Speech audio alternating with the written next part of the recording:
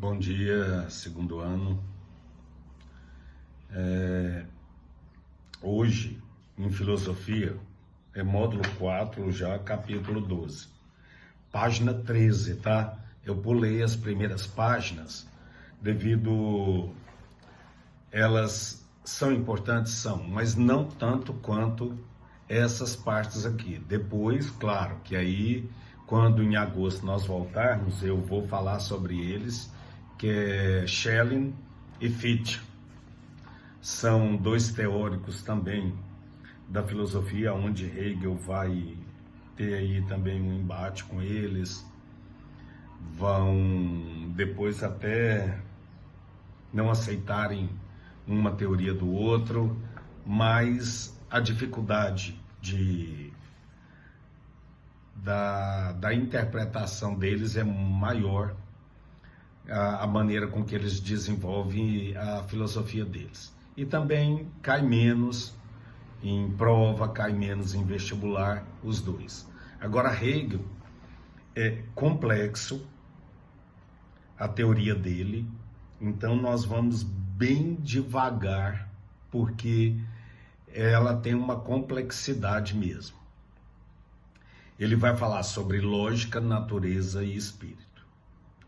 Ele, ao nome dele, Georg Wilhelm Friedrich Hegel.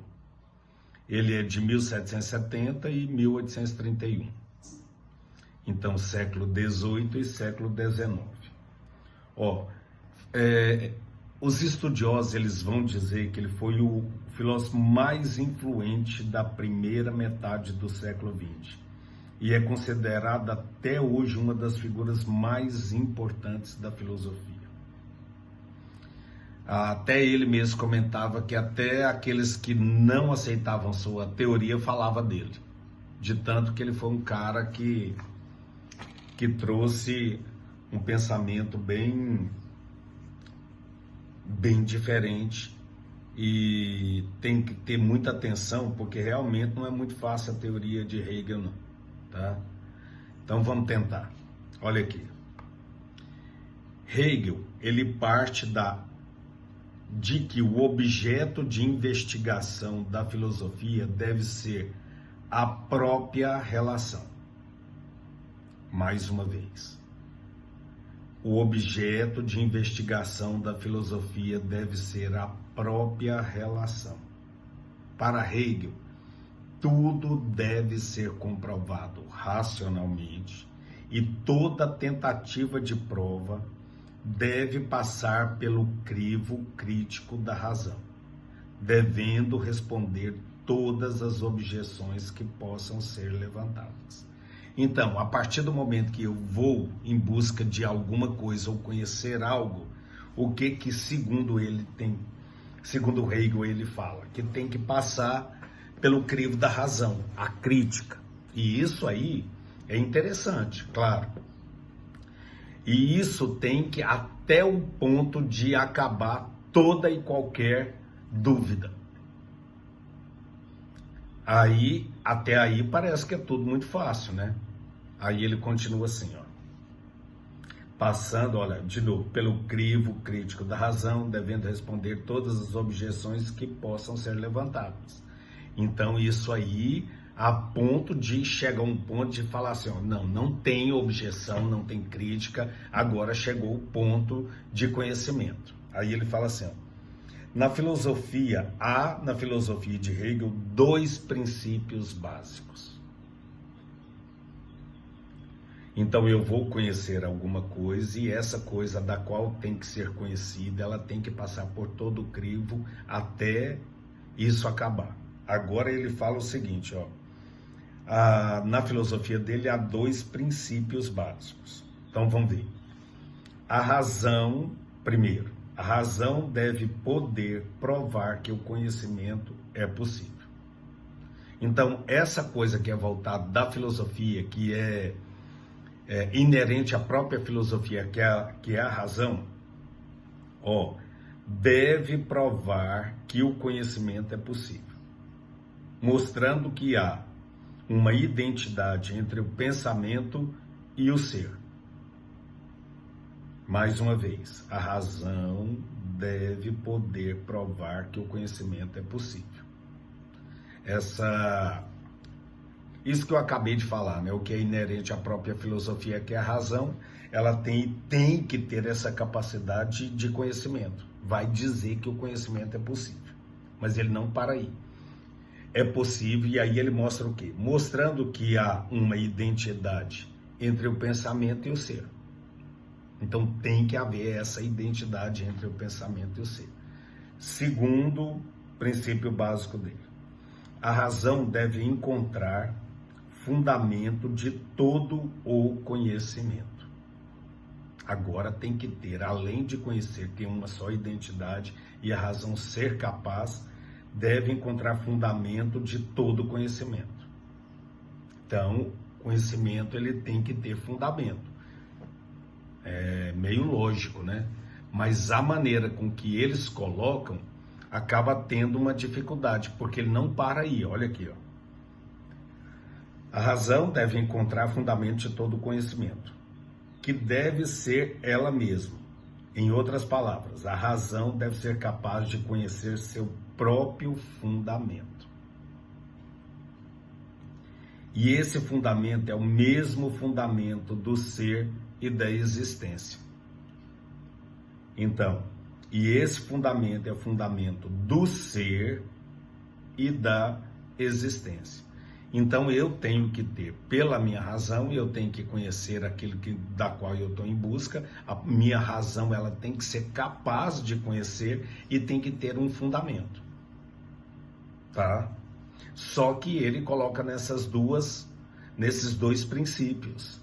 E normalmente o que é difícil, enquanto a teoria e para a gente discutir, conversar e ter debate é bom demais. Mas quando o quesito é prova, aí tem uma dificuldade, porque aí eu realmente tenho que saber isso aqui. Aí agora olha aqui, o que Hegel propõe, enfim, é a ideia de uma identidade entre ser e pensar. Ou seja, a realidade é racional e a racionalidade é real. A realidade, ela é racional, algo que existe porque é o quê? Racional. A minha razão diz isso e isso é realmente, ó. A realidade é racional. E a realidade é real. Por quê? Porque ela existe. E se ela existe, por quê? Porque a minha razão diz isso. Tá? É por isso que fica meio complicado devido às palavras da maneira com que esses estudiosos eles colocam. Olha aqui para vocês verem. Dessa forma, a filosofia de Hegel busca compreender as diversas maneiras em que a razão se manifesta na realidade. Então, aquilo que é real, a minha razão vai se manifestar. Se ela vai se manifestar, então olha aqui, ó. Diversas maneiras em que a razão se manifesta na realidade. Então a minha razão vai se manifestar naquilo que é real. E por isso que ele fala que lá no início, ele vai falar que essa razão ela tem que provar o conhecimento. Não para aí. Aí ele vai dizer o seguinte, o autor. Com a obra Fenomenologia do Espírito, de 1807, Hegel critica a noção de intuição, que eu falei para vocês, de intuição intelectual de Schelling, afirmando que essa noção era como uma noite onde todas as vacas são pardas. Pela falta de diferenciação que essa noção trazia. Nela, tudo era igual e o mesmo. Por isso que ele vai criticar. Por isso que Hegel e Schelling acabam tendo essa desavença teórica. Com isso, Hegel e Schelling rompem relações de amizade e de diálogo filosófico. Para superar a ideia de intuição intelectual, aí começa de novo. Hegel busca uma justificação do conhecimento que deve alcançar a unidade entre consciência do pensar e aquilo que é pensado. Então eu tenho que ter consciência daquilo que eu estou em busca. Isto é, quando o pensamento consegue conhecer a si mesmo ou quando o espírito conhece a si mesmo. Outro objetivo buscado por Hegel era superar algumas dicotomias do pensamento com relação entre identidade e diferença. Então, existe aquilo que eu vou buscar e agora ele vai em busca, ele não se contenta somente com isso que ele havia dito, que o pensamento tem que conhecer, eu tenho que passar por todas as críticas até conhecer tudo, e agora ele ainda chega com a relação entre identidade e diferença. Página 14, aí tem assim: em 1812, Hegel lança a primeira edição da obra Ciência da Lógica. Agora, seu objetivo é buscar a fundamentação da razão. Ele não se contenta ainda com isso, agora ele vai falar assim, a razão é fundamentada em quê? Porque se a razão ela é capaz de fazer conhecer, essa razão tem fundamento em quê?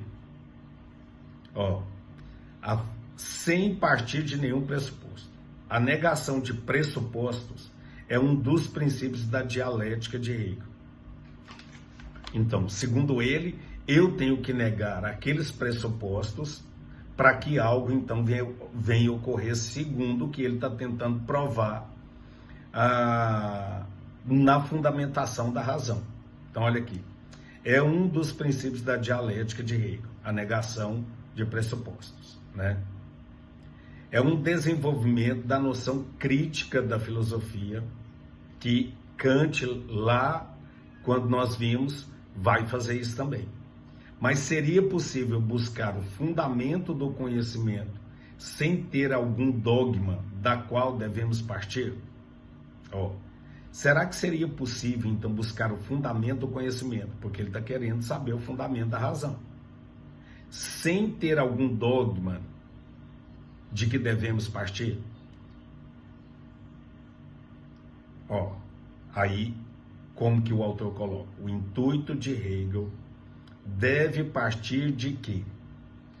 Deve-se partir de algo que, posteriormente, será analisado criticamente e, se refutado, devemos mudar nossa concepção colocando outro pressuposto que também será posto à prova. A verdade é justamente aquela que se mantém e se desenvolve em um processo cíclico, até que mostre imune às críticas de acordo com a realidade. Aí você vai falar, professor, pelo amor de Deus, o que é? Eu estou em busca de um conhecimento, a partir da minha razão. Eu quero ter fundamento de que a minha razão também passa. Eu pego aquilo e aquilo é como um ciclo.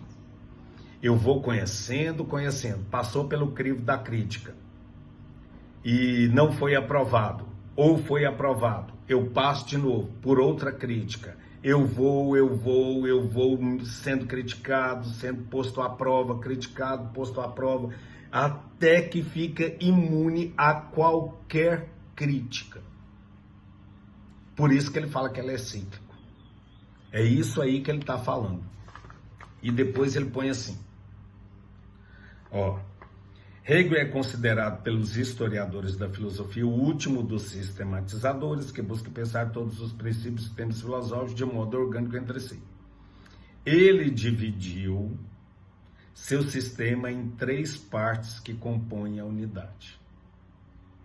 Aí, com isso tudo, ele ainda não fica satisfeito com o conhecimento que ele já chegou. Então, ele vai falar que uma unidade, ela então compõe-se de 3 partes, que é a lógica, a filosofia da natureza e a filosofia do espírito. Aí, olha aqui, a estrutura lógica, então, lógica, filosofia da natureza, filosofia do espírito. Isso para conhecer a unidade, algo que é único, unidade de um. Ele dividiu, é como se ele dividisse em 3, e ele vai falar, essa unidade aqui, ela é dividida em 3. Olha aqui. A estrutura lógica forma um dos esteios de seu sistema. tendo o conceito de ideia, sua realidade bem mais acabada, mas ela é relacionada apenas com o pensamento. Existe uma outra parte da realidade, que é a sua existência material. Então, primeiro eu tenho o conceito, que é a ideia, que é a lógica. Agora, quando ela, olha aqui para vocês verem, quando ela existe, já é o segundo, ó, que é a sua existência material e suas formas de existência. A isso, basicamente, Hegel chama de natureza. A natureza, segundo Hegel, é a externalização da ideia. Ou seja, a natureza tem a mesma estrutura lógica da ideia. Por isso que o povo fala assim, a natureza tal. Por quê? Porque ela advém da ideia que eu tenho. Então, olha aqui, ó. Porém, a natureza, a ideia, não é sabida como tal. Claro, porque a natureza ela não tem essa capacidade que é inerente a só a ideia. Então, ela não tem condições de saber dessa existência dela, da própria natureza. Por isso, aparece como que? Alienada. Então, a natureza em si, ela, segundo ele, quando externa, é a própria natureza, mas ela é alienada porque ela não tem essa concepção de externalização ou de existência. A estrutura lógica do pensamento está incluída na natureza, enquanto a natureza se desenvolve, a abertura para a consciência e para o humano encontra-se já ao nível do espírito. Então, eu tenho a ideia, ela se externaliza e a junção dos dois é o chamado de filosofia do espírito. O espírito, a terceira parte hegeliana, envolve um processo reflexivo, uma tomada de consciência da unidade entre a lógica e a natureza. Então, eu vou pegar esses dois, a isso seria então o espírito, ó, uma tomada de consciência da unidade entre a lógica e a natureza, sendo esta toda a realidade. É assim um processo de autoconhecimento. Hegel busca descrever o processo de formação da consciência humana, desde as primeiras sensações, passando pela relação com o mundo objetivo, até a consciência de que o indivíduo tem de estar no mundo. Esse estar no mundo envolve consciência de si mesmo como agente, isto é, o indivíduo capaz de agir de acordo com as determinações de sua vontade. E Hegel chama isso de quê? Livre-arbítrio. E esta forma o lado subjetivo do espírito. Então eu tenho conhecimento, eu tenho a ideia, ela se externaliza. Quando eu chego à junção de o conhecimento desses dois, seria o terceiro momento. Um beijo e até a live.